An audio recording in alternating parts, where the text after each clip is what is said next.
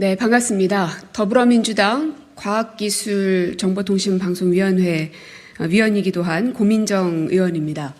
언론장악 관련된 문건이 하나 발견돼서 여러분들에게 기자회견을 통해서 말씀을 드릴까 합니다. 먼저 준비한 기자회견문을 읽고 필요한 질문에 대해서는 답을 드리도록 하겠습니다.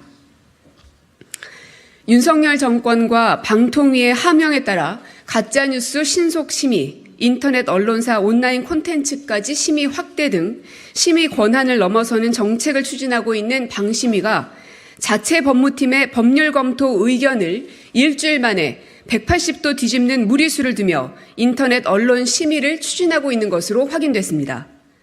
제가 확보한 방심위 자료에 따르면 방심위 법무팀은 통신심의국의 의뢰에 따라서 지난달 13일과 20일 두 건의 법률 검토 의견을 작성했습니다.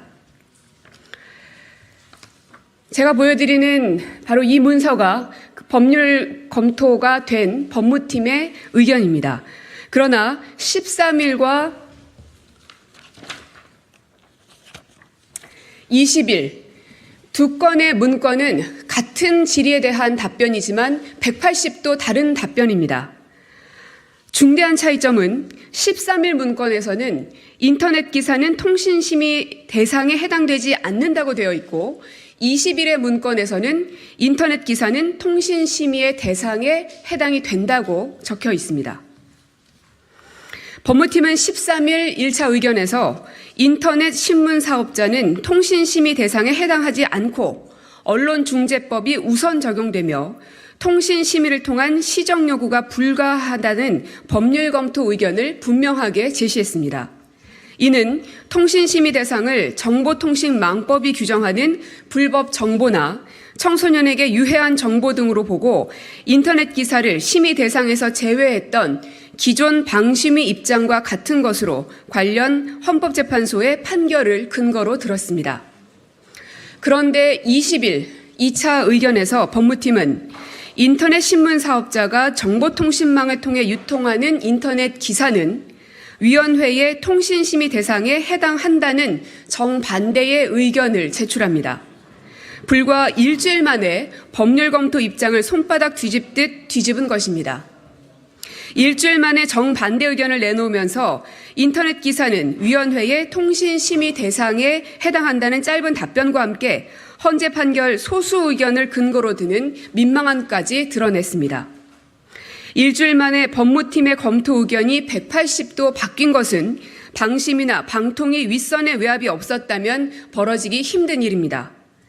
20일 법무팀이 입장을 뒤집은 검토 의견을 내놓은 뒤 방심위는 다음 날인 21일 인터넷 언론사 동영상 등 온라인 콘텐츠까지 심의를 확대하겠다고 발표합니다.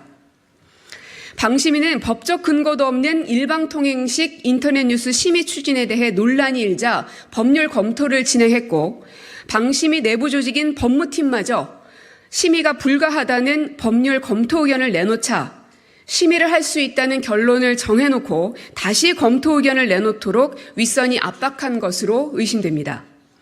고발 사주, 관제 데모 사주에 이어서 이제는 언론 장악 사주를 한 것으로 보입니다.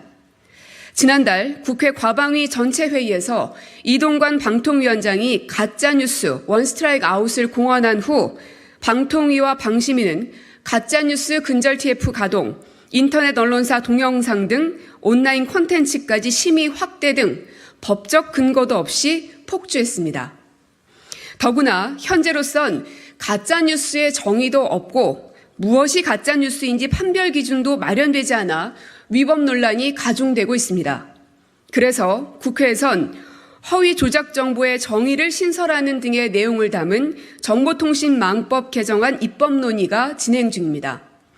이런 상황을 감안하면 방통위와 방심위의 행위는 국회 입법권을 침해하는 월권이고 권한 남용입니다. 이동관 방통위원장은 당장 감사원에 의뢰해 감사원 감사를 통해 방심위 법무팀 의견이 바뀌는 과정에서 어떤 외압이 있었는지 떳떳하게 또 명명백백하게 밝혀야 합니다. 또한 결과에 따라 류희림 방심위원장을 비롯한 관련자들을 처벌할 것을 주문합니다. 이동관 위원장 본인이 사주를 한 것이 아니라면 감사 요청을 하지 않을 이유가 없습니다. 더불어 독립기구 방심위를 언론장악의 천병 역할로 전락시키고 국회의 입법권을 침해하며 위법적으로 진행하고 있는 인터넷 뉴스 심의 확대 등 언론 탄압 시도를 당장 중단하기 바랍니다.